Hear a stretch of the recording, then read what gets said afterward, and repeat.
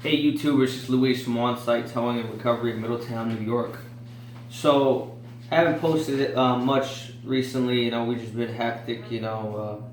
Have had a lot of problems, um, issues come up in the business. One of them being a personal injury claim on one of my trucks, and then we ended up rear-ending a car last Sunday. So it's been a rough couple of weeks for me. These are the things that you just can't be prepared for. It just happens.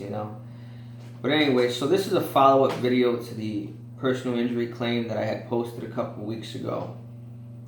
So what ended up happening was, I didn't release any information to the motor club because I wanted to make sure that this person was actually looking to follow through with it. And I had to consult with my attorney on whether I should be releasing that information to them. They primarily wanted my invoice, which the woman signed, and on the invoice we got waivers that we're not responsible for damages to the vehicle or injuries with the customer getting in and out of the truck, riding in the truck, even observing. But I don't trust the motor clubs. I don't feel that their legal departments are exactly legitimate attorneys. So I held off on it. I really didn't want to put a claim or notify my insurance company until I got some kind of letter or phone call from this other person's attorney. So I never got a call from this person's attorney, but somehow the motor club ended up giving her all my insurance information. So she ended up contacting my insurance agent, not even the company, and pretty much demanding money, which to me is a red flag for a fraudulent claim. So at this point, I had to give them whatever information I had. They did submit it to my insurance carrier, and my insurance carrier got back to me. So I ended up sending them the waiver, and this is an FYI for you guys that are in the repair shop business, towing business that have waivers.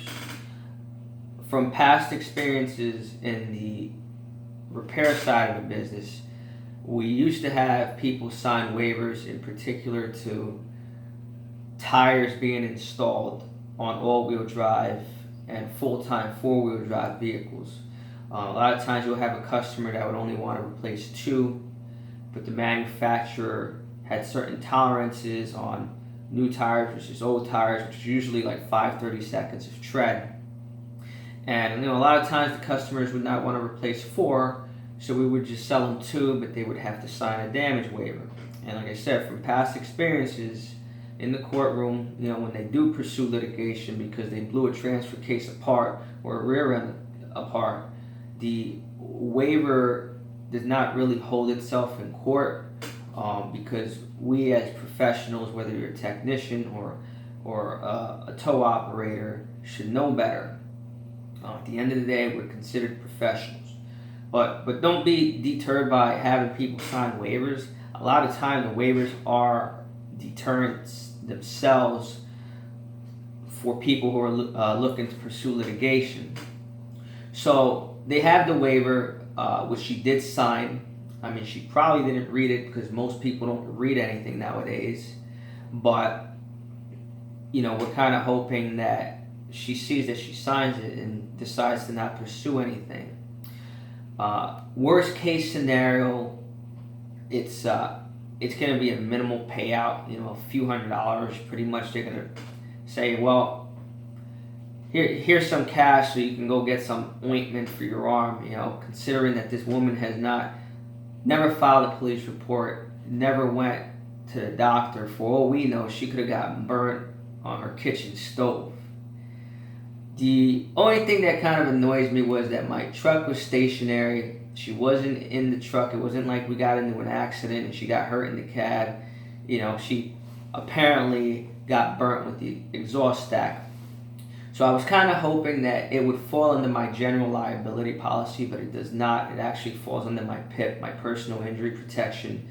So it's under my commercial auto, which really bothers me because I don't want any claims on my commercial auto, just because here in New York State, it's very difficult to, especially now, acquire insurance coverage for tow trucks. It's tough. You got like two companies. You got Progressive and you got the company that I use. I don't want to really mention their name right now, but so I'm a little bit annoyed with that.